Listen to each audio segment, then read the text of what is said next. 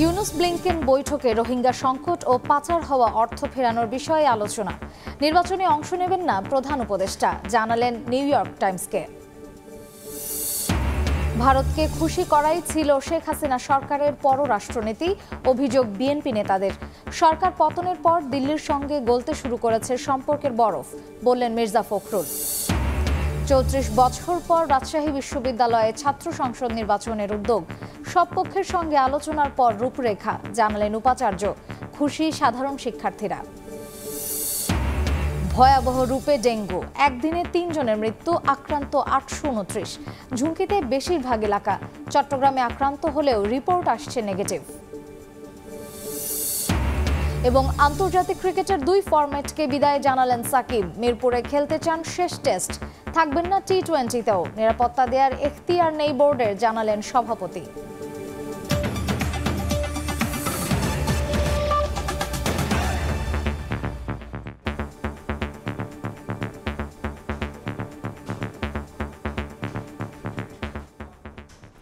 প্রবাসের সময়ের সঙ্গে আছি আমি মার্জিয়া শ্রেয়া। অন্তর্বর্তী সরকারের প্রধান উপদেষ্টা ডক্টর মোহাম্মদ ইউনুসের সঙ্গে সাক্ষাৎ করেছেন যুক্তরাষ্ট্রের পররাষ্ট্রমন্ত্রী অ্যান্টনি ব্লিংকেন। বৃহস্পতিবার নিউ ইয়র্কের একটি হোটেলে আধা ঘণ্টা ব্যাপী এ বৈঠক অনুষ্ঠিত হয়। এ সময় অন্তর্বর্তী সরকারের প্রতি আবারও যুক্তরাষ্ট্রের পূর্ণ সমর্থন থাকার কথা জানান মার্কিন পররাষ্ট্রমন্ত্রী। বৈঠকে অর্থনৈতিক সহযোগিতা, রোহিঙ্গা সংকট, সন্ত্রাস দমন, শ্রম বিষয়ক সংকট ও পাচার হওয়া অর্থ পুনরুদ্ধার সহ বিভিন্ন বিষয়ে আলোচনা হয়। এর আগে প্রধান উপদেষ্টার সঙ্গে সাক্ষাৎ করেন বিশ্বের অন্যতম বৃহৎ আর্থিক প্রতিষ্ঠান HSBCর প্রধান নির্বাহী কর্মকর্তা নোয়েল কুইন। বৈঠকে বাংলাদেশে জ্বালানি খাত, বাণিজ্য ও স্টার্টআপের ক্ষেত্রে ব্যাংকটির সম্পৃক্ততা বাড়ানোর বিষয়ে আলোচনা হয়।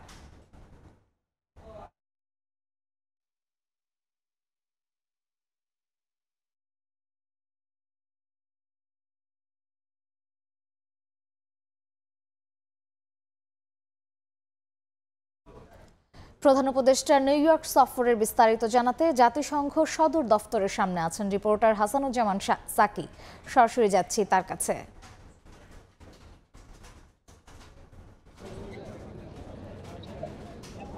সাকি, ধন্যবাদ। ৭৯তম অধিবেশনে যোগ দিয়ে তৃতীয় দিনের মতো কর্মসূচি চলছে ডক্টর মোহাম্মদ ইউনুসের। যদিও তার যুক্তরাষ্ট্রের সফর 4 দিন, কিন্তু আনুষ্ঠানিক কর্মসূচি জাতিসংঘ কেন্দ্রিক সেটি তৃতীয় দিন। এবং তৃতীয় দিনে আজকে কিন্তু এই নিউ ইয়র্কের আবহাওয়া কিছুটা মেঘলা এবং বৃষ্টিমুখর। এবং এই দিনে এই বৈরী আবহাওয়ার মধ্যে কিছুটা এখন পর্যন্ত এই 3 দিনের মধ্যে সবচেয়ে বেশি কর্মসূচিতে অংশগ্রহণ করছেন প্রধান উপদেষ্টা ডক্টর মোহাম্মদ ইউনুস। তিনি সকাল থেকেই তার কর্মসূচি শুরু করেছেন। সকালে ফোর্বস ম্যাগাজিনের একটি ইভেন্টে তিনি বক্তব্য রেখেছেন। তারপরে তিনি নিউ ইয়র্কের অন্য একটি হোটেল, যেটি লোটে নিউ ইয়র্ক লোটে হোটেল বলে পরিচিত, সেই হোটেলে বাংলাদেশ কনফারেন্স সেন্টারে তিনি সেখানে মার্কিন পররাষ্ট্র মন্ত্রী অ্যান্টনি ব্লিংকেনের সঙ্গে তিনি বৈঠক করেন। এবং সেখানে সৌজন্য সাক্ষাৎ এবং বৈঠকে দুই দেশের স্বার্থ সংশ্লিষ্ট নানান বিষয় নিয়ে আলোচনা হয়। এবং বিশেষ করে মার্কিন প্রেসিডেন্ট জো বাইডেন যেটি বলেছিলেন ডক্টর ইউনুসকে, যে যুক্তরাষ্ট্রের পূর্ণ সমর্থন রয়েছে তার অন্তর্বর্তীকালীন সরকারের প্রতি, সেটি কিন্তু আজকে পররাষ্ট্রমন্ত্রী অ্যান্টনি ব্লিংকেনও আবার পুনরুব্যক্ত করেছেন।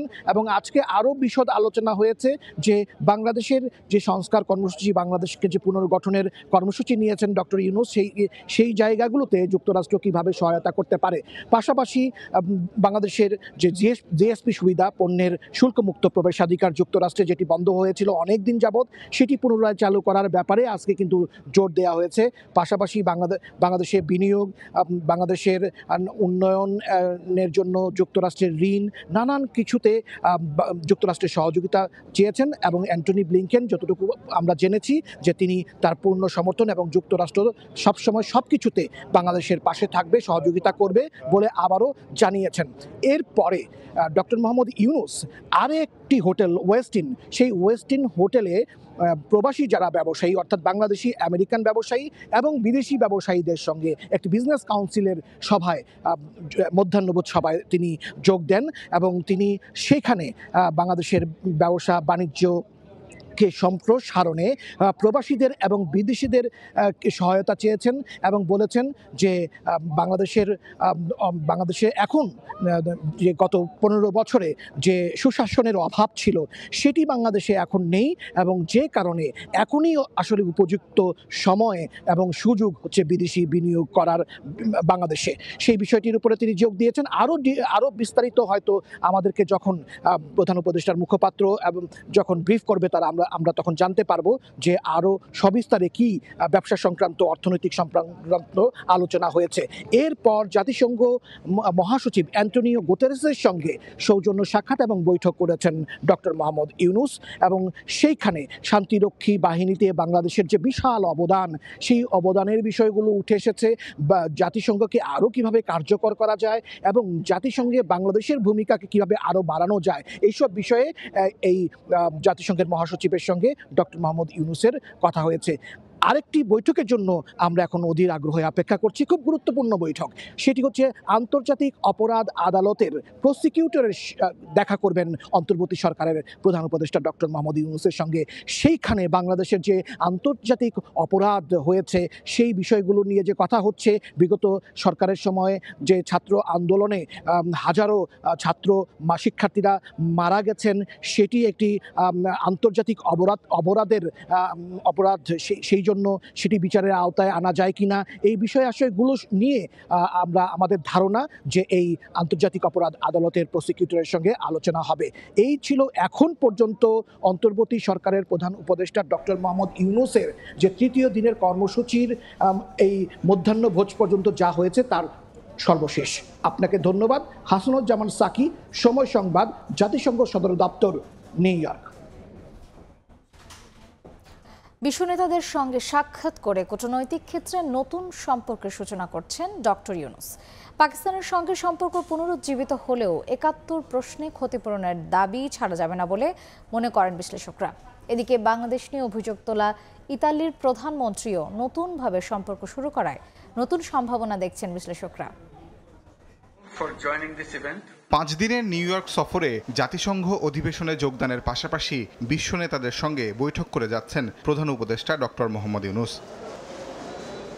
পাকিস্তানের প্রধানমন্ত্রীর সঙ্গে বৈঠকে নানা ক্ষেত্রে দ্বিপাক্ষিক সম্পর্ক পুনরুজ্জীবিত করার আলোচনা হয়। বিশ্লেষকরা বলছেন, কিছু ক্ষেত্রে পাকিস্তানের সঙ্গে কূটনৈতিক সম্পর্ক স্বাভাবিকের সুযোগ রয়েছে, তবে 1971 প্রশ্নে ক্ষতিপূরণ দাবি জারি রাখতে হবে। সম্পর্ক স্বাভাবিক করা মানে কি এখানে অতিপ্রিয়তা দেখাচ্ছি তা নয়, কারণ পাকিস্তানের সাথে আমরা সম্পর্ক যখন বজায় রাখবো আমাদের সম্পর্কের বিভিন্ন উপাদান যেমন থাকবে, পাকিস্তানের যাতে আমাদের অনিষ্পন্ন বিষয় যেগুলো আছে সেগুলো বিষয়ে আমরা তাদের সাথে তুলব। এদিকে বাংলাদেশে শ্রমিক ভিসা কেনা বেচা হয় বলে গত জুনে অভিযোগ তোলেন ইতালির প্রধানমন্ত্রী। শুরু হয় বাংলাদেশিদের জন্য ভিসা জটিলতা। তবে ডক্টর ইউনূসের সঙ্গে বৈঠকের পর নতুন সম্পর্ক শুরুর বিষয়ে একমত হয়েছেন ইতালির প্রধানমন্ত্রী। বর্তমান যেই পরিবর্তনটা হয়েছে, যেহেতু সেখানে আমেরিকার একটা বড় সম্পর্ক তৈরি করার একটা বিষয় আছে, সেখানে ইটালিও হয়তো মনে করছে যে তাহলে আমাকেও একটা বড় আকারেই সম্পর্ক করলে আমারও লাভ হতে পারে। বাংলাদেশের আর্থিক সংস্কারের জন্য $3.5 বিলিয়ন ঋণ দেওয়ার কথা জানিয়েছে বিশ্বব্যাংকের প্রেসিডেন্ট। তবে ঋণ নেওয়ার ক্ষেত্রে জনসম্পৃক্ততার বিষয় না থাকলে উপকারে আসবে না বলে মনে করছেন আন্তর্জাতিক সম্পর্ক বিশ্লেষকরা। এমন একটা হয়তো লোন দিল ইত্যাদি, তার 60% দেখা গেল টেকনিক্যাল সাপোর্ট বলে যারা দিয়েছেন তাদের কাছে আবার চলে গেল, তাদের লোক এসে 40% থাকলো, কিন্তু আমার বছরের পর বছর ইন্টারেস্ট দিতে হচ্ছে। চীনের পররাষ্ট্রমন্ত্রী ওয়াং ইর কাছে ব্যবসা সম্প্রসারণের আহ্বান এবং যুক্তরাষ্ট্রের দাতা সংস্থা USAID এর প্রধানের সঙ্গে সাক্ষাৎ করে জ্বালানি ও যোগাযোগ খাতে সহযোগিতা বৃদ্ধির আহ্বান জানান প্রফেসর ইউনূস। বিশ্লেষকরা বলছেন, বহুপক্ষীয় বিশ্বে সবার সঙ্গে সম্পর্ক রাখার নীতি অনুসরণ করতে হবে ইউনূস সরকারকে। অর্থনৈতিক কাঠামো যদি আমরা দেখি তাহলে দেখা যাচ্ছে যে একাধিক দেশ বড় আকারই আছে, তো স্বাভাবিকভাবে বাংলাদেশে যেই ক্ষমতা থাকুন না কেন চেষ্টা করবে সব দেশের সাথেই সম্পর্ক রাখার। এছাড়া জাতিসংঘের মানবাধিকার বিষয়ক হাই কমিশনার, অ্যামনেস্টি ইন্টারন্যাশনাল ও কেরি কেনেডি হিউম্যান রাইটস প্রতিষ্ঠানের প্রতিনিধিদের সঙ্গে সাক্ষাৎ করে অন্তর্বর্তী সরকারের মানবাধিকার বিষয়ে অঙ্গীকার ব্যক্ত করেন ডক্টর ইউনূস। তাজওয়ার মাহমুদ, সময় সংবাদ, ঢাকা। ভারতের সঙ্গে বিএনপির সম্পর্কের বরফ গলতে শুরু করেছে। ভারতীয় বার্তা সংস্থা ANI-কে দেয়া সাক্ষাৎকারে এমন মন্তব্য করেছেন দলটির মহাসচিব Mirza Fakhrul Islam Alamgir.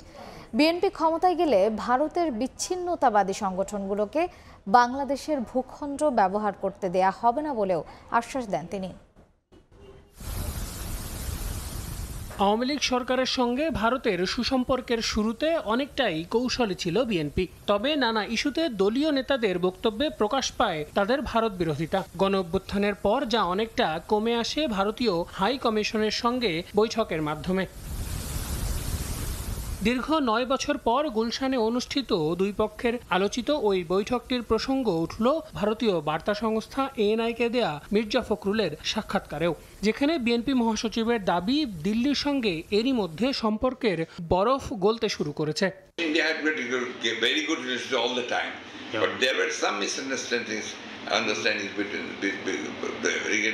regarding the relationship of BNP and India. I think that has started melting. BNP ক্ষমতায় গেলে বাংলাদেশের ভূখণ্ড ভারতীয় বিচ্ছিন্নতাবাদী সংগঠনগুলোকে ব্যবহার করতে দেওয়া হবে না বলেও আশ্বস্ত করেন Mirza Fakhrul. India's main issue was the security problem, and we have ensured that we will ensure that this land will not be, if we're in power, this land will not be used by the secessionists of India, naturally. প্রতিবেশী দুই দেশের মধ্যকার সম্পর্ক উন্নয়নে BNP মহাসচিব ভারতকে বাংলাদেশের মানুষের মনোভাব বোঝারও আহ্বান জানান। India should try to fill the parts of the people of this country. They should not put all their eggs in one basket. They should have develop a relationship between people to people. এ সময় বাংলাদেশে হিন্দু ধর্মাবলম্বীরা নানা সমস্যার সম্মুখীন হচ্ছে এমন বার্তা ভুল বলেও মন্তব্য করেন মির্জা ফখরুল। আল আমিন তুষার, সময় সংবাদ, ঢাকা।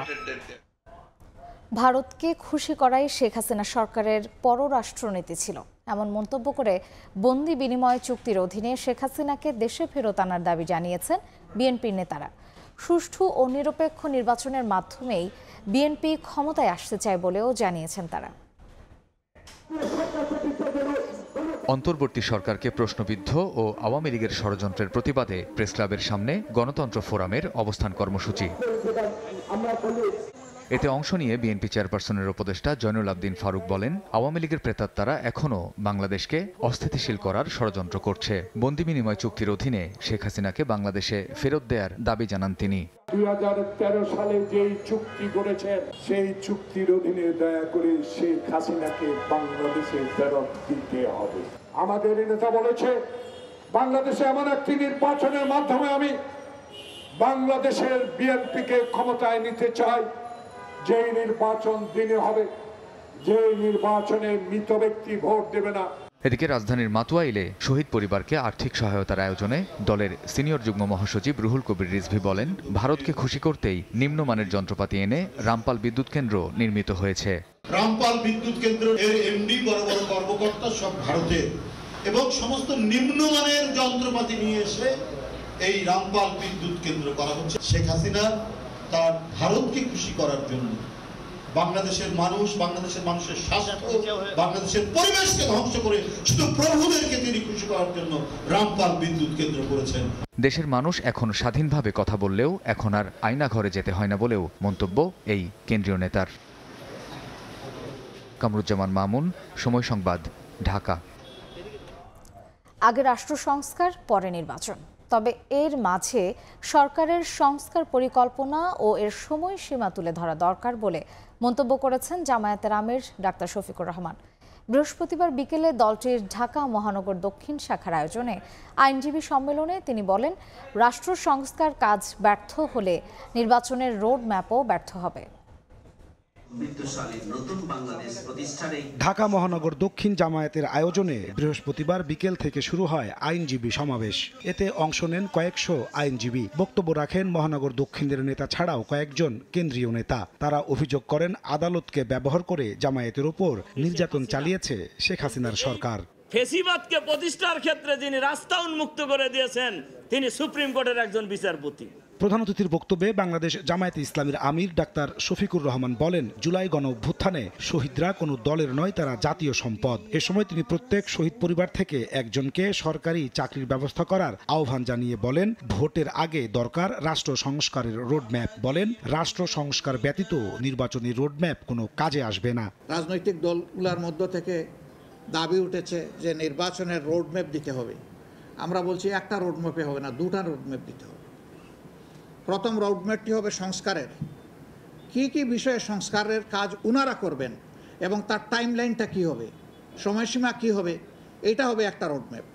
এটা যদি সফল হয় তাহলে দ্বিতীয় রোডম্যাপটাও সফল হবে। প্রথমটা যদি সফল না হয় দ্বিতীয়টার কোনো প্রয়োজনই নেই। আওয়ামী লীগ সরকার রাষ্ট্রযন্ত্র ব্যবহার করে আর্থিক প্রতিষ্ঠানগুলো ধ্বংস করেছেন বলে অভিযোগ করেন তিনি। ইতিমধ্যে বিভিন্ন জায়গায় পুনর্বিন্যাস করা হয়েছে, কিছু সংস্কার আনা হয়েছে এবং ব্যাপক অসন্তোষ কোনো ক্ষেত্রে দেখা দিয়েছে। স্বৈরাচারের দোষর হিসাবে যারা পাশে থেকে সহযোগিতা করেছে তাদের কোনো নৈতিক অধিকার নেই রাষ্ট্রীয় কোনো গুরুত্বপূর্ণ জায়গায় থেকে এই জাতিকে সেবা করার। তাদের অপকর্মকে চিহ্নিত করে তাদের বিরুদ্ধে অভিযোগ দায়ের করে তাদেরকে আইনের আওতায় আনতে হবে। জামায়াত ক্ষমতায় গেলে দল মত নির্বিশেষে সবার জন্য কল্যাণ রাষ্ট্র গঠন করা হবে বলেও জানান শফিকুর রহমান। আমরা শহীদদেরকে কোনো দলীয় সম্পত্তি বানাতে চাই না। নাজমুস তালেহী, সময় সংবাদ, ঢাকা। দীর্ঘ ৩৪ বছর পর রাজশাহী বিশ্ববিদ্যালয়ে ছাত্র সংসদ নির্বাচনের উদ্যোগ নেওয়া হয়েছে। আগামী 5 মাসের মধ্যে এ নির্বাচন দেওয়ার পরিকল্পনার কথা জানিয়েছেন উপাচার্য অধ্যাপক ডক্টর সালেহ হাসান নকিব। এর আগে সব দলের ছাত্র প্রতিনিধিদের সঙ্গে আলোচনার মাধ্যমে নির্বাচনের রূপরেখা তৈরি করা হবে। 3 দশকের বেশি সময় পর রাকসু নির্বাচন দেওয়ার উদ্যোগ নেয় খুশি বিশ্ববিদ্যালয়ের বিভিন্ন ছাত্র সংগঠন ও সাধারণ শিক্ষার্থীরা। 1953 সালে প্রতিষ্ঠার পর উত্তরবঙ্গের শ্রেষ্ঠ বিদ্যাপীঠ রাজশাহী বিশ্ববিদ্যালয়ে প্রথম ছাত্র সংসদ নির্বাচন হয় 1956 সালে। তবে 1962 সালে রুশো থেকে কেন্দ্রীয় ছাত্র সংসদ রাকসু হিসেবে নামকরণের পর 14টি নির্বাচন অনুষ্ঠিত হয়েছে। সবশেষ 1990 সালে রাকসুর ভিপি নির্বাচিত হন বর্তমান বিএনপির সিনিয়র যুগ্ম মহাসচিব রুহুল কবির রিজভী। এরপর থেকে ক্ষমতাসীন ছাত্র সংগঠনের লেজুর-ভিত্তিক রাজনীতি ও বিশ্ববিদ্যালয় প্রশাসনের উদাসীনতায় দীর্ঘ 34 বছর ধরে বন্ধ রাকসু নির্বাচন। সম্প্রতি অধ্যাপক ডক্টর সালেহ হাসান নকিব বিশ্ববিদ্যালয়ের উপাচার্য হিসেবে দায়িত্ব নেয়ার পর আগামী 5 মাসের মধ্যে সাধারণ শিক্ষার্থী ও বিভিন্ন ছাত্র সংগঠনের নেতাদের সাথে আলোচনার মাধ্যমে রাকসু নির্বাচন দেওয়ার পরিকল্পনার কথা জানান। অতীতে যে ধরনের অসুস্থ ছাত্র রাজনীতি চলেছে এবং জাতীয় রাজনীতির সাথে যে ধরনের লেজুর বৃত্তি তারা করেছে, অপরাজনীতি যেভাবে করেছে, সেইটা আর আমরা বিশ্ববিদ্যালয়ে হতে দিতে চাই না। এবং আমি মনে করি যে সাধারণ ছাত্রছাত্রীদেরও সেই একই মতামত যে আগের ফর্মে রাজনীতি আর বিশ্ববিদ্যালয়ে করা যাবে না। শিক্ষার্থীরা জানান, রাকসু নির্বাচন হলে তাদের ন্যায্য দাবি দেওয়া আদায়ের একটি প্ল্যাটফর্ম তৈরি হবে। অন্যদিকে বৈষম্য বিরোধী ছাত্র আন্দোলনের সমন্বয়করা শিক্ষার্থীদের স্বার্থে নেয়া এমন উদ্যোগকে ইতিবাচক হিসেবে দেখছেন। শিক্ষাবান্ধব একটা ছাত্র রাজনীতি চাই। প্রতিনিধি থাকবে, তারা একটা নির্দিষ্ট জবাবদিহিতার মাধ্যমে থাকবে। রাজশাহী বিশ্ববিদ্যালয় একটা নজির স্থাপন করতে পারে ঢাকা বা অন্য বিশ্ববিদ্যালয়ের জন্য, যে আমরা অন্যান্য প্রতিনিধির জন্য অপেক্ষা না করে, ঢাকা বিশ্ববিদ্যালয়ের জন্য অপেক্ষা না করে আমাদের নির্বাচনটা আমরা দিয়ে দিতে পারি। সুষ্ঠু এবং সুন্দর একটা পরিবেশে ছাত্ররা তাদের যোগ্য নেতৃত্ব সামনের দিনে বাংলাদেশের জন্য কন্ট্রিবিউট করতে পারে। এদিকে বিভিন্ন ছাত্র সংগঠনের নেতারা বলছেন, রাকসু নির্বাচন হলে শিক্ষার্থীদের মধ্য থেকে যোগ্য নেতা তৈরি হবে। সংসদ নির্বাচন দিলে শিক্ষার্থীদের মনের যে দাবি, তাদের দাবি দাবা বিশ্ববিদ্যালয় প্রশাসনের কাছে আদায় করার জন্য একজন ছাত্র যিনি ভিপি নির্বাচিত হবেন, তার মাধ্যম দিয়ে তাদের দাবিগুলো প্রতিষ্ঠিত করতে পারবে। 2018 সালে যে ডাকসু নির্বাচন হয়েছিল, তার আগে থেকে কিন্তু ডাকসু নির্বাচনের জন্য আমরা আন্দোলন করেছি এবং দাবি দাওয়া দিয়েছি, তখন কিন্তু হয়নি। একটা আকাঙ্ক্ষার জায়গা আছে রাকসুর বিষয়ে বা ছাত্র সংসদের বিষয়ে প্রত্যেকটা ক্যাম্পাসে। বর্তমানে বিশ্ববিদ্যালয়টিতে শিক্ষার্থীর সংখ্যা প্রায় 27,000। সাইফুর রহমান রকি, সময় সংবাদ, রাজশাহী। আবারও ডেঙ্গুর ভয়াবহ রূপ। হাসপাতালে প্রতিদিন বাড়ছে রোগীর চাপ। বৃহস্পতিবার একদিনে মারা গেছেন 3 জন, আক্রান্ত হয়েছেন 829 জন। একে অশনি সংকেত হিসেবে দেখছেন স্বাস্থ্য বিশেষজ্ঞরা। আগেভাগে ব্যবস্থা না নেওয়ায় ক্ষোভ জানিয়ে নগরবাসী বলছেন, ঢাকার 2 সিটিতে অভিযান চললেও তা লোক দেখানো।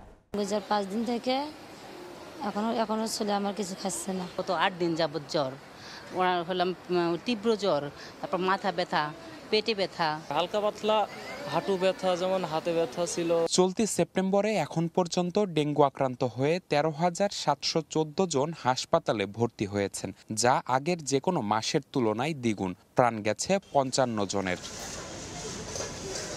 গত মঙ্গলবার পুরান ঢাকার আরমানিটোলা সহ বিভিন্ন এলাকায় ডেঙ্গুর নিধন কার্যক্রম পরিদর্শন করেন স্থানীয় সরকার উপদেষ্টা AF হাসান আরিফ। ওই দিন তিনি বলেন, লোক দেখানো কাজ করে ডেঙ্গু সংক্রমণ কমানো সম্ভব নয়। চিরুনি অভিযান চলছে দক্ষিণেও। তবে নগরবাসীর অভিযোগ, সংকট প্রকোপ হওয়ার পর হুঁশ ফেরে কর্তৃপক্ষের। কয়েকদিন পর পর একটু আসে, ধোঁয়া দেয়, সেই ধোঁয়ায় তো শুধু খালি মশা উড়ে, মশা তো আর মরে না। এখনো পর্যন্ত অভিযান নাই, আর চোখে পড়ার মতন আমাদের এরকম আসে নাই। পশ্চিম শেওড়াপাড়ায় আমাদের সিটি কর্পোরেশনের কোনো কার্যক্রম আমরা দেখতে পাচ্ছি না। চলতি বছর ডেঙ্গু আক্রান্ত হয়ে শুধু রাজধানীতেই এখন পর্যন্ত 100 জনের মৃত্যু হয়েছে। নিবিড় সাহা, সময় সংবাদ, ঢাকা। কয়েকদিনের তীব্র গরমের পর স্বস্তির বৃষ্টিতে দেশ ভিজলেও ভোগান্তিতে ফেলেছে জলাবদ্ধতা। আরও 2-1 দিন বৃষ্টি অব্যাহত থাকার পূর্বাভাস দিয়েছে আবহাওয়া অফিস। এদিকে সমুদ্র বন্দরে 3 নম্বর বিপদ সংকেত দেখাতে বলা হয়েছে।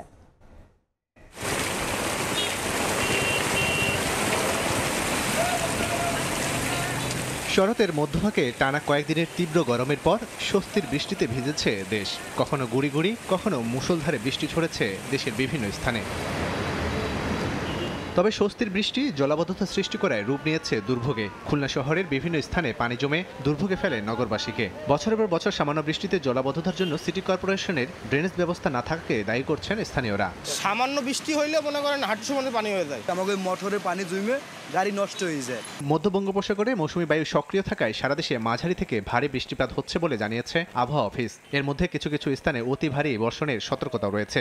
মৌসুমী বায়ু যেহেতু বাংলাদেশের উপর সক্রিয় এবং বঙ্গোপসাগরে, উত্তর বঙ্গোপসাগরে শক্তিশালী, সেজন্য কিন্তু আমরা বাংলাদেশের যে সামুদ্রিক বন্দরগুলো আছে তাদেরকে আমরা 3 নম্বর স্থানীয় সতর্কতার সংকেত জারি করেছি।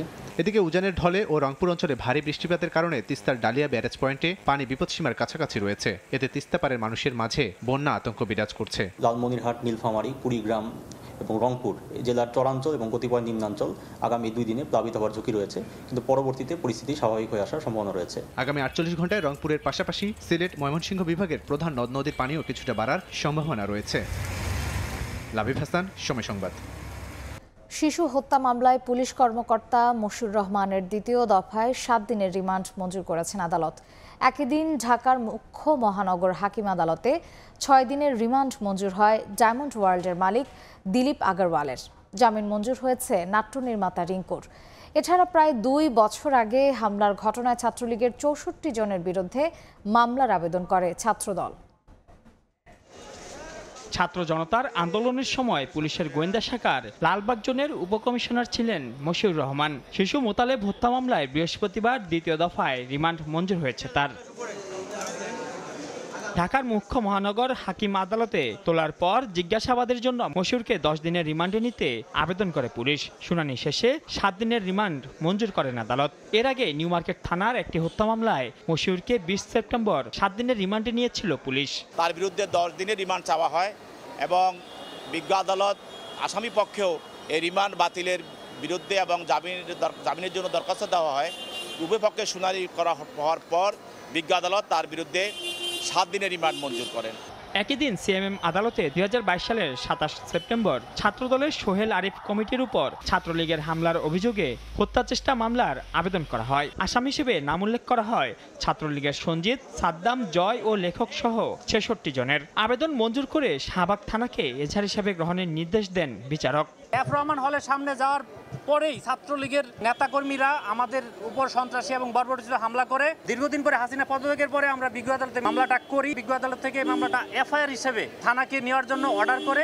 স্যারের বাসভবন অভিমুখে যাত্রা করছিল, ঠিক তখনই ছাত্রলীগের কেন্দ্রীয় সংসদের নেতৃবৃন্দ পরিকল্পিতভাবে এবং একদিন আগে ঘোষণা দিয়ে তারা উপর্যুপরি হত্যার উদ্দেশ্যে দেশীয় অস্ত্র নিয়ে সশস্ত্র হামলা করেছিল। আমাদের 10 জন নেতাকর্মী গুরুতর আহত হয়।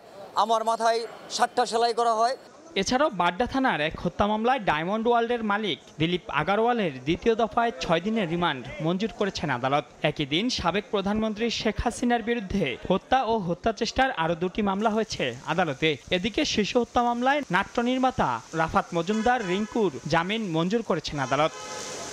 মাইনুল আহসান, সময় সংবাদ, ঢাকা। জুলাই বিপ্লবের ঘটনা ও শহীদদের জীবনী পাঠ্যপুস্তকে অন্তর্ভুক্ত করার দাবি জানিয়েছেন স্বজন সহপাঠী সহ নানা শ্রেণী পেশার মানুষ।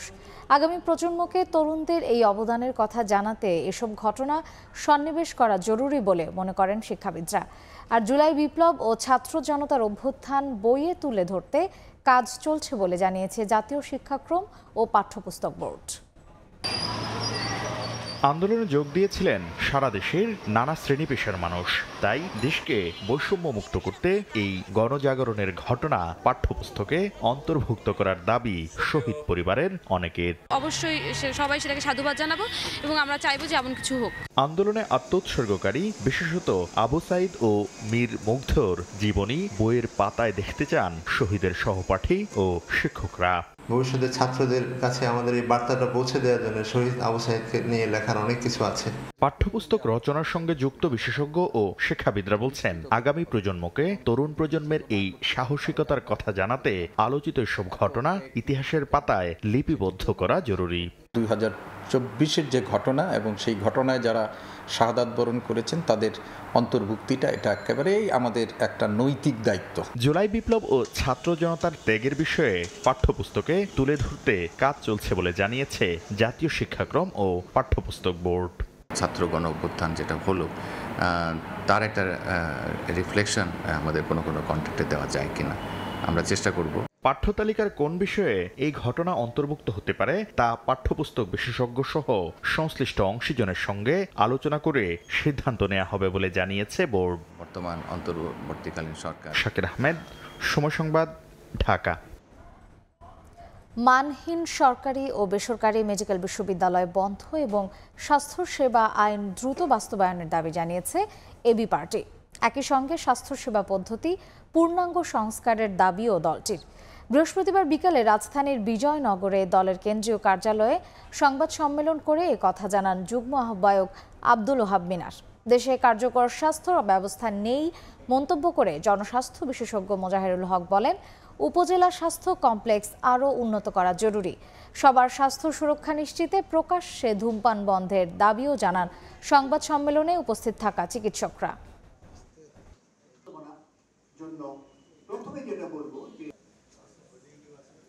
একটা জাতীয় স্বাস্থ্য সার্ভিস কমিশন হওয়া দরকার, নাম্বার 1। এইটা হলে এর অধীনেই অনেক সমস্যার সমাধান হয়ে যাবে।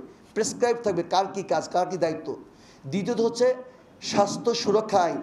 এই স্বাস্থ্য সুরক্ষা আইনে শুধুমাত্র যে আমাকে পিটায় মারে এটার সমাধান হবে তা না তো। আপনার অপারেশন করতে গিয়ে যে ভোগান্তি হয়েছে, আপনাকে যে খামোখা আইসিইউতে রাখা হয়েছে 10 দিন বেশি, এই সবগুলোর ওখানে চলে আসবে। আমাদের প্রতিটি উপজেলা হাসপাতালকে ফাংশনাল করতে হবে এবং ফাংশনালি স্ট্রেংথেন করতে হবে, শক্তিশালী করতে হবে, যাতে আমাদেরকে উপজেলার বাইরে রেফার্ড না হয়ে শহরে আসতে না হয়, মানে জেলায় আসতে না হয় অথবা রাজধানীতে আসতে না হয়। কক্সবাজারের চকরিয়ায় সেনা কর্মকর্তা লেফটেন্যান্ট তানজিম হত্যা মামলার এজাহারভুক্ত আরও এক আসামিকে গ্রেফতার করেছে যৌথ বাহিনী। র্যাব জানায়, বৃহস্পতিবার ভোর রাতে চকরিয়া উপজেলার ফাঁসিয়াখালী এলাকায় এজাহারভুক্ত এক আসামি অবস্থান করছে এমন খবর পান আভিযানিক দলের সদস্যরা। পরে যৌথ বাহিনীর সদস্যদের একটি দল সেখানে অভিযান চালায়। এ সময় সন্দেহজনক এক ব্যক্তি দৌড়ে পালানোর চেষ্টা করলে তাকে গ্রেফতার করা হয়। পরে আসামিকে চকরিয়া থানা পুলিশের কাছে হস্তান্তর করা হয়। প্রাথমিক জিজ্ঞাসাবাদে সে সেনা কর্মকর্তা তানজিম হত্যার ঘটনায় জড়িত থাকার কথা স্বীকার করেছে বলে জানিয়েছে র্যাব। দুষ্ট চক্রের জালে আটকা পড়েছে দেশের জ্বালানি খাত, এমন মন্তব্য করে জ্বালানি বিশ্লেষকরা বলছেন, এখান থেকে বের হতে দরকার মধ্যমেয়াদী চুক্তি বাতিল ও কয়লা ভিত্তিক প্রকল্প থেকে সরে আসা। রাজধানীতে জ্বালানি বিষয়ক নেটওয়ার্ক জেটনেট বিডি এর আত্মপ্রকাশ অনুষ্ঠানে সংকট উত্তরণে 14 দাবি তুলে ধরেন অংশগ্রহণকারীরা। 2 দশকে জলবায়ু পরিবর্তনে ক্ষতিগ্রস্ত দেশের তালিকায় বাংলাদেশের অবস্থান 7ম। সারা বিশ্বে যেখানে তাপমাত্রা কমাতে জীবাশ্ম জ্বালানি ব্যবহারের তাগিদ দেওয়া হচ্ছে, সেখানে বিদ্যুৎ উৎপাদনে বেশি ক্ষতিকারক পদ্ধতি বেছে নেওয়া হয়েছে দেশে। আমদানিকৃত কয়লাভিত্তিক বিদ্যুৎ উৎপাদনে খরচের পাশাপাশি বেড়েছে পরিবেশের ঝুঁকি। এ অবস্থা থেকে উত্তরণে জাতীয় জ্বালানি রূপান্তর নীতিমালা প্রণয়ন সহ 14 দফা নাগরিক দাবি তুলে ধরেছে জেটনেট বিডি। জ্বালানির ব্যবহার বাড়াতে দীর্ঘমেয়াদী পরিকল্পনা নিয়ে নতুন করে ভাবতে হবে বলে মনে করেন বিশেষজ্ঞরা। মধ্যমেয়াদী যেটি বলছিলাম, যে সমস্ত কন্ট্রাক্টগুলো শেষ হয়ে যাবে, সেই কন্ট্রাক্টগুলোর নতুন করে আর চুক্তি না করা। মানুষের জন্য বিদ্যুৎ তৈরি করব, আর সেই বিদ্যুৎ দিয়ে যদি মানুষের অসুস্থতা বাড়ে, নদী খারাপ হয়, গাছপালা ধ্বংস হয়, তাহলে সেই বিদ্যুৎ তো আমার দরকার নেই। ডিজাস্টারকে অ্যাড্রেস না করে, লস অ্যান্ড ড্যামেজকে অ্যাড্রেস না করে, অ্যাডাপ্টেশনকে অ্যাড্রেস না করে শুধু এনার্জি ট্রানজিশন দিয়ে আমরা আগাইতে পারবো না। ক্লিনার এনার্জি এনশিওর করতে না পারলে আমাদের ক্লিন এয়ার আমরা এনশিওর করতে পারবো না। উন্নত বিশ্বে জ্বালানির গড় মাথাপিছু ব্যবহার 3000 মেগাওয়াট হলেও বাংলাদেশে 450 মেগাওয়াট। এই ব্যবহার ধীরে ধীরে বাড়বে, তাই এখন থেকে নবায়নযোগ্য জ্বালানির ব্যবহার বাড়ানোর তাগিদ বিশেষজ্ঞদের। এজন্য বাজেটে বরাদ্দ বাড়ানো, যন্ত্র আমদানিতেও শুল্ক বাধা দূর করার পরামর্শ তাদের। বছরে $500 মিলিয়ন এর সাশ্রয় হতো আমরা যদি এই সোলারগুলোকে এই সময় ব্যবহার করতে পারতাম। 15 বছরে যে লুটপাটের মধ্যে অনেক পাওয়ার প্ল্যান্ট করেছি, আমাদের তাও আরও পাওয়ার প্ল্যান্ট দরকার। কেন দরকার? আমার দরকার হচ্ছে the right kind of power plant. কিন্তু আমরা কি রকম পাওয়ার প্ল্যান্ট করেছি? বেস লোড পাওয়ার প্ল্যান্ট করেছি। আমার ইকোনমি যদি দ্রুততম সময়ের মধ্যে এগিয়ে যেতে থাকে এবং তার জন্য যেই জ্বালানি বিদ্যুৎ সরবরাহ করতে হয়, সেইটা করার দায়িত্ব আমার। আমি যদি সেটা ফেল করি, আমার ইকোনমি মুখ থুবড়ে পড়বে। 70টির বেশি নাগরিক সংগঠন, জাতীয় ও আন্তর্জাতিক সংস্থা, জ্বালানি বিশেষজ্ঞ, পরিবেশবিদ এবং গণমাধ্যম প্রতিনিধির সমন্বয়ে just energy transition network Bangladesh নামে নতুন প্রতিষ্ঠানটি দেশের জ্বালানি খাত নিয়ে কাজ করবে। সানবীর রূপল, সময় সংবাদ, ঢাকা। খামার থেকে নয়, মধ্যস্বত্বভোগীর মাধ্যমে সরকার নির্ধারিত দামের চেয়ে বেশি মূল্যে ডিম কিনতে হয় ব্যবসায়ীদের। এ কারণে ডিমের বাজার অস্থির হয়ে উঠেছে বলে দাবি তেজগাঁও ডিম ব্যবসায়ী সমিতির নেতাদের। মধ্যস্বত্বভোগীদের দৌরাত্ম্য বন্ধে কাজ করার আশ্বাস জাতীয় ভোক্তা অধিকার সংরক্ষণ অধিদপ্তরের। গত 15 সেপ্টেম্বর কৃষি বিপণন ও প্রাণী সম্পদ অধিদপ্তর এবং পোল্ট্রি সংশ্লিষ্ট বিভিন্ন প্রতিষ্ঠানের সমন্বয় জয়েন্ট ওয়ার্কিং গ্রুপের মাধ্যমে প্রতি পিস ডিমের উৎপাদক পর্যায়ে 10 টাকা 58 পয়সা, পাইকারিতে 11 টাকা 1 পয়সা এবং খুচরায় 11 টাকা 87 পয়সা দাম নির্ধারণ করা হয়। কিন্তু বাজারে প্রতি পিস ডিম বিক্রি হচ্ছে 14 থেকে 15 টাকা। এমন বাস্তবতায় বৃহস্পতিবার সকালে ডিম ও পোল্ট্রি সরবরাহ ও মূল্য স্বাভাবিক রাখার লক্ষ্যে ব্যবসায়ীদের সঙ্গে মত বিনিময় সভা করে ভোক্তা অধিকার সংরক্ষণ অধিদপ্তর। কার্বন কপি আপনাদের কাছে থাকবে, মূল কপি দিয়ে দিবেন গ্রাহককে, কিন্তু সেরকম আমরা পাই না। অনেকে ক্যাশ মেমো দেনই না, আবার যেনারা দেন সেটি পাকা ক্যাশ মেমো বলে গণ্য হয় না। শুধু হাত বদল নয়, সরকার নির্ধারিত দামে ডিম না পাওয়ারও অভিযোগ করেন তেজগাঁও ডিম ব্যবসায়ী সমিতি। তারা পাড়াতে কত রেটে কিনতে পারবে, তার থেকে আমি কত পাবো, আমার থেকে যে কাস্টমার নেবে তার রেট কত হবে, এখানে একটু সমঝোতার দরকার ছিল। কিন্তু তারা ওনারা না করে ওনারা করছেন কি, সরকারি রেটও তো এই রেটে বিক্রি করতে হবে। কারণ আমি জিনিসটা পাইলে তো আমি বিক্রি করতে, আর না পাইলে জিনিসটা আমি করতে বিক্রি করবো। ওইখান থেকে যদি নিয়ন্ত্রণটা করা যায় স্যার, আমরাও বাকিরা আপনাদের চেষ্টা করবো, যেভাবে আমাদের সাধ্যমতো আমরা চেষ্টা করবো যাতে ডিম একটু কম দামে সারা বাংলাদেশ জনগণকে এবং খাওয়ানো যায়। এমন অবস্থায় মধ্যস্বত্বভোগী সহ রাস্তায় চাঁদাবাজি বন্ধে কাজ করার কথা জানায় জাতীয় ভোক্তা অধিকার সংরক্ষণ অধিদপ্তর। উৎসমুখী সমস্যা সমাধানে কাজ করবে বলেও জানায় ভোক্তা অধিকার সংরক্ষণ অধিদপ্তর। সাইফুল ইসলাম, সময় সংবাদ, ঢাকা। বাংলাদেশ থেকে ইলিশের প্রথম চালান প্রবেশ করেছে ভারতে। দুপুরে বেনাপোল পেট্রাপোল সীমান্ত দিয়ে 12 মেট্রিক টন ইলিশের চালান ঢুকেছে। কাল থেকে কলকাতা, শিলিগুড়ি সহ পশ্চিমবঙ্গের গুরুত্বপূর্ণ জেলাগুলোর বাজারে মিলবে বাংলাদেশের ইলিশ। বিস্তারিত জানাচ্ছেন সুব্রত আচার্য। পূজা উপলক্ষে 9 সেপ্টেম্বর বাংলাদেশের অন্তর্বর্তীকালীন সরকারের কাছে ইলিশ রপ্তানির আবেদন জানায় ভারতের ফিশ ইম্পোর্টার্স অ্যাসোসিয়েশন। এর পরিপ্রেক্ষিতে 21 সেপ্টেম্বর 3000 টন ইলিশ রপ্তানির প্রজ্ঞাপন জারি করে বাণিজ্য মন্ত্রণালয়। এর ঠিক 4 দিন পর বুধবার 49 জন রপ্তানিকারককে ইলিশ পাঠানোর নির্দেশ দেওয়া হয় সংশ্লিষ্ট মন্ত্রণালয় থেকে। বৃহস্পতিবার বাংলাদেশের জিআই পণ্য ইলিশের প্রথম চালান ঢোকে ভারতের পশ্চিমবঙ্গে। এদিন প্রায় 4টি ট্রাকে 12 মেট্রিক টন ইলিশ পৌঁছায় বলে জানান সংশ্লিষ্টরা। ঢাকার থেকে লোড হয়েছে, কেউ বরিশাল, কেউ পটুয়াখালী, কেউ খেউপাড়া। আমার গাড়িতে আছে 137 কার্টন মাল। আমরা তো প্রতি বছর এই অপেক্ষাটায় থাকি যে বাংলাদেশ থেকে পদ্মার মাছ আসবে। এগুলো বিভিন্ন মার্কেটে যাবে, কলকাতা যাবে, শিলিগুড়ি যাবে। ভারতের ফিশ ইম্পোর্টার অ্যাসোসিয়েশন জানায় শুক্রবার সকালে হাওড়ার মাছ বাজার থেকে নিলামে তোলার মধ্য দিয়ে খুচরা বিক্রেতাদের কাছে ইলিশ বিক্রি শুরু হবে। শুক্রবার দুপুরের পর থেকেই কলকাতা সহ শহরতলির বাজারগুলোতে মিলবে এই ইলিশ। 2019 সাল থেকে দুর্গাপুজোর আগে প্রতি বছরই পূজার উপহারের মোড়কে বাণিজ্যিক চালান পাঠাতো বিগত আওয়ামী লীগ সরকার। তবে 5 আগস্টের পর অন্তর্বর্তীকালীন সরকারের মৎস্য উপদেষ্টা ভারতে ইলিশ না পাঠানোর সিদ্ধান্তের কথা জানালেও পরে বৃহত্তম স্বার্থে মত পাল্টায় সরকার। সুব্রত আচার্য, সময় সংবাদ, ভারত।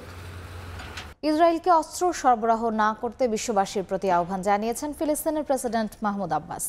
জাতিসংঘে দেয়া ভাষণে তিনি আরও বলেন, ইসরায়েল কোনোভাবেই জাতিসংঘের সদস্য হওয়ার যোগ্যতা রাখে না। এর মধ্যেই জাবালিয়া শরণার্থী শিবির সহ গাজার বিভিন্ন স্থানে ইসরায়েলি হামলায় অন্তত 36 জন ফিলিস্তিনি প্রাণ হারিয়েছেন। ইসরায়েলিদের বর্বরতা বন্ধ করার জন্য তাদেরকে অস্ত্র সরবরাহ না করতে বিশ্ববাসীর প্রতি আহ্বান জানিয়েছেন ফিলিস্তিনের প্রেসিডেন্ট মাহমুদ আব্বাস। স্থানীয় সময় বৃহস্পতিবার জাতিসংঘ সাধারণ পরিষদের ভাষণে কথা বলেন তিনি। আরও বলেন, ইসরায়েল কোনোভাবেই জাতিসংঘের সদস্য হওয়ার যোগ্যতা রাখে না। এখনই গণহত্যা বন্ধ করুন, নারী ও শিশুদের হত্যা করা বন্ধ করুন, ইসরায়েলকে অস্ত্র সরবরাহ করা বন্ধ করুন। এমন পাগলামো চলতে পারে না। এই গণহত্যার জন্য বিশ্ববাসী দায়ী। তবে ইসরায়েলিদের এত নির্যাতনের পরও তাদেরকে সমর্থন করে যাচ্ছে যুক্তরাষ্ট্র। এরই জেরে নতুন করে $870 কোটি মার্কিন সহায়তার ঘোষণা দিয়েছে ওয়াশিংটন। সম্প্রতি এ সহায়তার কথা জানান যুক্তরাষ্ট্রের প্রতিরক্ষা মন্ত্রী লয়েড অস্টিন। নাদিম মারজান, সময় সংবাদ। লেবাননে ইসরায়েলের হামলায় একদিনে নিহত হয়েছেন অন্তত 81 জন। চলতি সপ্তাহে নেতানিয়াহু বাহিনীর আগ্রাসনে দেশটিতে মৃতের সংখ্যা বেড়ে দাঁড়িয়েছে 620 জনে। এদিকে বিমান হামলার পাশাপাশি হিজবুল্লাহর বিরুদ্ধে স্থল অভিযানের পরিকল্পনা করছে তেল আবিব। এর মধ্যে ইসরায়েল লেবানন সীমান্তে 21 দিনের যুদ্ধবিরতির আহ্বান জানিয়েছে যুক্তরাষ্ট্র সহ তার পশ্চিমা মিত্ররা। বৃহস্পতিবার ভোর থেকেই আবারও লেবাননের দক্ষিণাঞ্চলে বিমান হামলা শুরু করে ইসরায়েল। হিজবুল্লাহর বিভিন্ন ঘাঁটি লক্ষ্য করে হামলা চালানোর দাবি করেছে নেতানিয়াহু বাহিনী। ইসরায়েলের সেনাপ্রধান এক হুঁশিয়ারি দিয়ে বলেছেন, আকাশপথের পাশাপাশি সশস্ত্র গোষ্ঠীটির বিরুদ্ধে স্থলাভিযানের পরিকল্পনা করছে তেল আবিব। লেবাননের স্বাস্থ্য মন্ত্রণালয় বলছে, বুধবার ইসরায়েলি বর্বরতায় বহু মানুষ হতাহত হয়েছেন। চলতি সপ্তাহে নেতানিয়াহু বাহিনীর বিমান হামলায় প্রাণহানির সংখ্যা 600 ছাড়িয়ে গেছে বলেও উল্লেখ করা হয়। দেশটির পররাষ্ট্র মন্ত্রণালয় বলছে, হামলার মুখে জীবন বাঁচাতে অন্তত 5 লাখ মানুষ ঘরবাড়ি ছেড়ে অন্য জায়গায় আশ্রয় নিয়েছে। এদিকে মধ্যপ্রাচ্যের বর্তমান পরিস্থিতির জন্য যুক্তরাষ্ট্র ও তার মিত্রদের দায়ী করেছে ইরান। একই সঙ্গে যুদ্ধ বন্ধে কার্যকর পদক্ষেপ নিতে জাতিসংঘ নিরাপত্তা পরিষদের প্রতি আহ্বান জানিয়েছেন ইরানের পররাষ্ট্রমন্ত্রী। সমালোচনার মুখে সীমান্তে অবিলম্বে সাময়িক যুদ্ধবিরতি অনুমোদন করতে ইসরায়েল ও লেবানন সরকারের প্রতি আহ্বান জানিয়েছে যুক্তরাষ্ট্র ও তার পশ্চিমা মিত্ররা। হোয়াইট হাউস প্রকাশিত এক যৌথ বিবৃতিতে অস্ট্রেলিয়া, কানাডা, জাপান, সংযুক্ত আরব আমিরাত, সৌদি আরব, কাতার ও ইউরোপীয় ইউনিয়ন স্বাক্ষর করেছে বলে জানিয়েছে বার্তা সংস্থা রয়টার্স। রাহানুল রানা, সময় সংবাদ। কলকাতায় এবার ট্রাম বন্ধের সিদ্ধান্তের প্রতিবাদে শুরু হয়েছে নতুন আন্দোলন। বৃহস্পতিবার বৃষ্টি উপেক্ষা করে রাজপথে নামেন শত শত মানুষ। কলকাতার ঐতিহ্যের স্মারক ট্রাম বন্ধের সিদ্ধান্ত অবিলম্বে প্রত্যাহারের দাবি তাদের। প্রয়োজনে বড় আন্দোলনের হুঁশিয়ারিও দেয়া হয়। বিশ্বজিৎ দাসের ক্যামেরায় বিস্তারিত জানাচ্ছেন সুব্রত আচার্য। শ্যামবাজার ট্রাম ডিপোতে দাঁড়িয়ে আছে সারি সারি অব্যবহৃত ট্রাম। শ্যামবাজার থেকে গড়িয়াহাট পর্যন্ত দিনে মাত্র একটি ট্রাম যাতায়াত করে, সেটাও প্রায় 2 থেকে 3 ঘন্টার ব্যবধানে। আর বাকি ট্রামগুলোর চাকা না গড়ানোয় লোহার শরীরে পড়েছে মরচে, কোথাও কাঠের সিটের ওপর স্তূপাকার নোংরা। ভগ্ন দশা চালকের এই স্টিয়ারিংয়ে।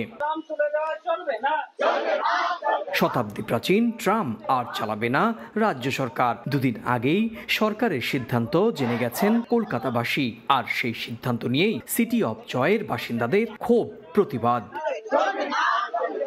ক্লাসিক কলকাতার অন্যতম স্মারক ট্রাম বাঁচাতে বৃহস্পতিবার বৃষ্টি উপেক্ষা করেই শ্যামবাজার ট্রাম ডিপোতে জড়ো হন বিভিন্ন বয়সী মানুষ।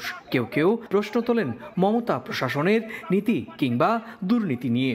বলেন প্রয়োজনে নারী চিকিৎসকের ধর্ষণ ও খুনের ঘটনার বিচারের দাবির মতোই কলকাতার মানুষ আবারও পথে নামবেন ট্রাম বাঁচাতে। মানুষ এতদিনে প্রতিবাদের ভাষা শিখেছে, এইটাও আমরা সেই জায়গায় আমরা এই জাস্টিসটাও পেতে চাই। এটাও আমাদের একটা জাস্টিসের পর্যায়ে পড়ে। মেন কথা আমাদের কাছে এটার প্রতি কর্পোরেট সেক্টরের নজর পড়েছে। এইটিকে বহু চড়া দামে বিক্রি করে দেওয়ার একটা আঁচ উঠেছে এখনো পর্যন্ত। 1883 সালে কলকাতায় প্রথম যাত্রা শুরু করে ট্রাম। দুর্ঘটনামুক্ত, ঝুঁকিহীন এবং স্বল্প ভাড়া হয় গণপরিবহন হিসেবে মানুষের মনে পাকাপাকি জায়গা করে নেয় এই যানবাহনটি। তবে গেল 2 দশক ধরে রাস্তা সংস্কার না হওয়া ট্রাম গাড়িগুলোকে আধুনিকরণ না করে আস্তে আস্তে তুলে নেওয়া হয় রুট। 33টি রুট থেকে দাঁড়ায় মাত্র 2টো রুটে। এই অবস্থায় ট্রাম বন্ধকে আত্মঘাতী সিদ্ধান্ত বলে মনে করেন কলকাতার বাসিন্দারা। কলকাতায় আবারও নাগরিক আন্দোলন, আর এই আন্দোলনে প্রধান দাবি কলকাতার ঐতিহ্যবাহী একমাত্র পরিবেশ বান্ধব গণপরিবহন ট্রামকে বন্ধ করা যাবে না। ট্রামের চাকা এগিয়ে যাবে সামনের দিকে, সেই সঙ্গে ক্লাসিক কলকাতার স্মারক বেঁচে থাকবে শত শত বছর। কলকাতার শ্যামবাজারের ট্রাম ডিপো থেকে সুব্রত আচার্য, সময় সংবাদ। খেলার খবর শেষ হতে চলেছে আন্তর্জাতিক ক্রিকেটে সাকিব আল হাসান অধ্যায়। কানপুর টেস্টের আগের দিন সংবাদ সম্মেলনে জানান টেস্ট এবং টি-20 থেকে অবসর নিচ্ছেন দেশ সেরা এই অলরাউন্ডার। দক্ষিণ আফ্রিকার বিপক্ষে ঘরের মাঠে মিরপুরে খেলতে চান ক্যারিয়ারের শেষ টেস্ট। টি-20ও আর খেলবেন না বলে নিশ্চিত করেছেন সাকিব। কানপুর থেকে বিস্তারিত জানাচ্ছেন মাহবুব রিমন। কানপুর টেস্টের আগের দিন সবাই যখন অপেক্ষা করছিল প্রেস কনফারেন্সে আসবেন টাইগার অধিনায়ক, তখনই সাকিব আল হাসানের আচমকা উপস্থিতিটাই বুঝিয়ে দিয়েছিল আসছে বড় কোনো খবর। হলো তাই। কানপুরের বেরসিক বৃষ্টিকে থামিয়ে দিল সাকিবের বিনা মেঘে বজ্রপাতে ঘোষণা করা অবসরের কথাগুলো। ভালো, হ্যাঁ, অনেকদিন পর আসা। বাংলাদেশের জান, বাংলাদেশের প্রাণ জানিয়ে দিলেন তিনি আর খেলতে চান না সাদা পোশাকের ক্রিকেট। তবে ভারতের মাটিতে নয়, ক্যারিয়ারের ইতি টানতে চান চিরচেনা সেরেই বাংলা রাঙিনায়। যে মাঠ তাকে দিয়েছে দুহাত ভরে, যে গ্যালারি আজীবন তার নামে গলা ফাটিয়েছে, ক্রিকেটার হিসেবে গড়ে উঠেছেন যে আতুর ঘরে, সেখান থেকে বিদায় বলতে চান এলিট ক্রিকেটকে। This is the right time move on করার জন্য এবং নতুনদের আসার সুযোগ তৈরি করে দেওয়ার জন্য। এই টেস্ট এবং হোম সিরিজ আমি মানে যেটা ফিল করেছিলাম যে আমার লাস্ট সিরিজ হবে টেস্ট ক্রিকেটে স্পেশালি, সো ওইটা নিয়ে আমার চিন্তা ছিল এবং এভাবেই ফারুক ভাইয়ের সাথে এবং বোর্ডের সিলেক্টরদের সাথেও কথা বলা হয়েছে যে যদি সুযোগ থাকে আমি যদি দেশে যেয়ে খেলতে পারি, মিরপুর টেস্ট হবে আমার জন্য লাস্ট, স্পেশালি টেস্ট ক্রিকেটে। তবে এ তো নতুন বাংলাদেশ। পরিবর্তিত পরিস্থিতিতে ক্রিকেটার সাকিব যে এখন হত্যা মামলার আসামি, শেয়ার কারসাজির অভিযোগে জরিমানা গোনা একজন মানুষ। তিনি চাইলেই কি আর সব হবে আগের মতো? তাই তো নিজের নিরাপত্তার জন্য বিসিবির সাহায্য চাইলেন সাবেক অধিনায়ক। যেহেতু দেশের অনেক পরিস্থিতি আছে, স্বাভাবিকভাবেই সবকিছু হয়তো আমার উপরে না, বোর্ডের সবার সাথে বলা হয়েছে এবং তারা এই বিষয়টা জানে এবং তারা চেষ্টা করছে যে কিভাবে এটাকে সুন্দরভাবে অ্যারেঞ্জ করা যায় এবং যাতে করে আমি যে খেলতেও পারি এবং নিরাপদ ফিল করি। অ্যাট দি সেম টাইম যখন দেশের বাইরে আসার দরকার হবে এবং দেশের বাইরে বের হতেও যেন আমার কোনো সমস্যা না হয়। সাদা পোশাকে খেলাটা ঘরের মাঠ থেকে ছাড়তে চাইলেও টি-20 নিয়ে আর আগাতে চান না সাকিব। বিশ্বকাপে নিজের শেষ ম্যাচ খেলে ফেলেছেন বলেও পরিষ্কার করেছেন তিনি। অ্যাট দিস মোমেন্ট আমি নিজেকে অন্তত টি-20তে দেখছি না। আর সাউথ আফ্রিকা যেহেতু টেস্ট সিরিজ আমার ইচ্ছা আছে যে লাস্ট সিরিজ হওয়ার, সো বেসিক্যালি আপনারা বলতে পারেন যে মোটামুটি 2টা ফরম্যাটে আমি আমার শেষটা অন্তত দেখছি। 2 ফরম্যাট নিয়ে নিজের সিদ্ধান্ত জানিয়েছেন, তবে যে ফরম্যাট তাকে প্রথমে দিয়েছে বিশ্বসেরার তকমা, সেই ওয়ানডে ক্রিকেট আপাতত চালিয়ে যেতে চান, হয়তো সেখানেও থামতে চান 2025 সালেই। সাকিব আল হাসান যখন প্রেস কনফারেন্সে তার সিদ্ধান্ত জানিয়ে বের হলেন, ঠিক তখনই কানপুরের আকাশ ভেঙে বৃষ্টি নেমেছে, হয়তো প্রকৃতিও কাঁদছে। শুধু সাকিব কিংবা টাইগার সমর্থকরাই নয়, তার এমন অবসরের সিদ্ধান্তে মুষড়ে পড়েছে গোটা বাংলায়। গেল 17 বছরের বেশি বাংলার ক্রিকেটের ভার নিজের কাঁধে বহন করেছেন সাকিব, হয়েছেন টাইগার ক্রিকেটের পোস্টার বয়। তবুও বাস্তবতা তো মেনে নিতেই হয়, বলতে হয় কিংবদন্তির কখনোই প্রস্থান নয়। মাহবুব রিমন, সময় সংবাদ, উত্তরপ্রদেশ, কানপুর, ভারত। টি-20 বিশ্বকাপে অংশ নিতে সংযুক্ত আরব আমিরাতে পৌঁছেছে বাংলাদেশ নারী ক্রিকেট দল। প্রথমবারের মতো মধ্যপ্রাচ্যে অনুষ্ঠিত হচ্ছে বিশ্বকাপ। দুবাইয়ে পৌঁছানোর পর ক্রিকেটারদের চোখে মুখেও ছিল রোমাঞ্চ। বিসিবি নারী উইংয়ের হেড অব অপারেশনস হাবিবুল বাশারের প্রত্যাশা, প্রবাসীদের সমর্থনে বিশ্বকাপে ভালো কিছু করবে বাংলাদেশ। মধ্যপ্রাচ্যে আগেও হয়েছে বিশ্বকাপ, তবে নারীদের কোনো বৈশ্বিক আসরের মূল পর্ব হচ্ছে এবারই প্রথম। সেই সুযোগ সংযুক্ত আরব আমিরাত পেয়েছে একেবারে শেষ মুহূর্তে। এর আগেও বাংলাদেশ নারী দল সংযুক্ত আরব আমিরাতে খেলেছে। 2 বছর আগে টি-20 বিশ্বকাপের কোয়ালিফায়ারে আবুধাবিতে 5টি ম্যাচ খেলেছিল জ্যোতি নাহিদরা। এবারের আসরের আগে সেই স্মৃতি কিছুটা হলেও আত্মবিশ্বাস যোগাবে দলকে, কারণ সেবার 5 ম্যাচের সবকটিতেই জয় তুলে নিয়েছিল বাংলাদেশ, হারিয়েছিল স্কটল্যান্ড নারী দলকেও। দেশ ছাড়ার আগে বড় স্বপ্নের কথা বলেছেন অধিনায়ক নিগার সুলতানা জ্যোতি। দুবাইয়ে পা রেখে নারী উইংয়ের হেড অব অপারেশনও আসার কথাই বললেন। আমাদের মূল ফোকাস কিন্তু বিশ্বকাপে ভালো কিছু করা, আমরা সেটার জন্য কিন্তু অনেক পরিশ্রম করছি। মেয়েরা কিছুদিন আগে সিরিজও খেলে এসেছে, তারপর ঢাকায় প্র্যাকটিস করেছে, প্রতিদিনই তারা চেষ্টা করে যাচ্ছে ভালো কিছু করার। এশিয়া কিংবা বিশ্বকাপ, বাংলাদেশ জাতীয় দল অতীতেই যখনই সংযুক্ত আরব আমিরাতে খেলেছে, গ্যালারি থেকে পেয়েছে ব্যাপক সমর্থন। সংযুক্ত আরব আমিরাতে বাস করেন কয়েক লাখ প্রবাসী বাংলাদেশি। নারী বিশ্বকাপেও তেমন সমর্থন পাওয়ার আশা জাতীয় দলের সাবেক এই অধিনায়কের। আমরা যখনই দেশের বাইরে খেলতে আসি, প্রবাসীরা আমাদের অনেক সমর্থন দিয়ে থাকেন। তাদের সমর্থন আমাদের জন্য একটা অনেক বড় ইন্সপায়ারিং থিং, আমাদের অনেক উৎসাহ দেয়। এবং আমি আশা করব যে মেয়েদের খেলা দেখতেও প্রবাসী যারা আছেন তারা কষ্ট করে আসবেন খেলা দেখতে। আগামী 3 অক্টোবর ঐতিহাসিক শারজা ক্রিকেট স্টেডিয়ামে স্কটল্যান্ডের বিপক্ষে ম্যাচ দিয়ে শুরু হবে বাংলাদেশ নারী দলের বিশ্বকাপ মিশন। শিবলাল সাদিক, সময় সংবাদ, সংযুক্ত আরব আমিরাত। এ পর্যায়ে শিশু সংবাদগুলো জানিয়ে দিচ্ছে আরেকবার। ইউনুস ব্লিংকেন বৈঠকে পাচার হওয়া অর্থ ফেরানোর বিষয়ে আলোচনা, জাতিসংঘ মহাসচিবের সাক্ষাৎ, বাংলাদেশে মার্কিন ব্যবসায়ীদের বিনিয়োগের আহ্বান প্রধান উপদেষ্টার। ভারতকে খুশি করাই ছিল শেখ হাসিনা সরকারের পররাষ্ট্রনীতি, অভিযোগ বিএনপি নেতাদের। সরকার পতনের পর দিল্লির সঙ্গে গলতে শুরু করেছে সম্পর্কের বরফ, বললেন মির্জা ফখরুল। এবং 34 বছর পর রাজশাহী বিশ্ববিদ্যালয়ে ছাত্র সংসদ নির্বাচনের উদ্যোগ, সব পক্ষের সঙ্গে আলোচনার পর রূপরেখা, জানালেন উপাচার্য। খুশি সাধারণ শিক্ষার্থীরা।